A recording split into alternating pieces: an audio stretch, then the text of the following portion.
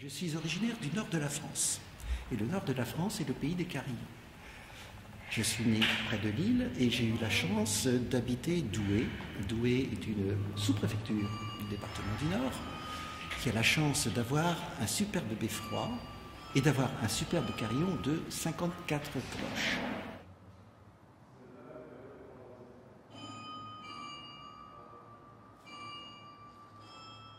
Comme on a toutes les notes dans le grave, on va jouer vers le grave. Et alors jouer vers le grave, ça va apporter un velouté du son. Parce que les petites cloches, en général, c'est percutant, bon, c'est bien, c'est percutant, donc c'est pas si joli, c'est pas si rond comme son. Il vaut mieux faire des créations, ça évite les droits d'auteur. Les droits de... Voilà, comme ça. Et puis après, on a le plaisir de présenter le morceau écrit. Après, on a le plaisir de l'enregistrer. Après, c'est enregistré. Et puis alors après, je redescends, je me mets devant la mairie, dans la petite encoignure de l'entrée. On entend très bien, c'est là qu'on entend mieux le carillon. Et d'avoir une certaine fierté en disant « Ah, ça y est, le carillon, il joue ce que j'ai créé. » Et tous les jours, le carillon va restituer des choses qui sont maintenant écrites pour lui. Et les autres cloches vont être contentes de s'harmoniser avec les nouvelles qui sont là. Elles sont réalisées par les mêmes fondeurs, donc il y a une unité.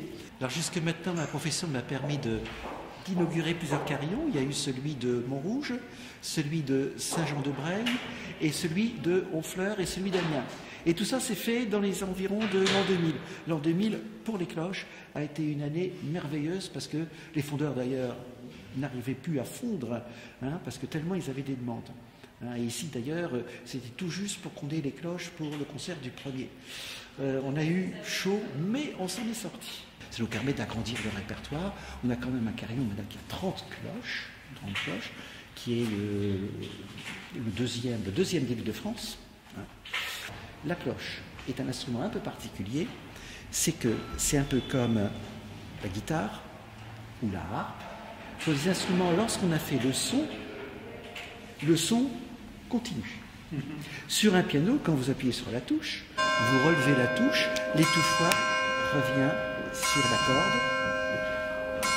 Donc, si vous jouez un tas de notes, ça va faire un brouhaha, un mélange sonore qui fait que du bas, on va avoir l'impression d'une bouillie sonore.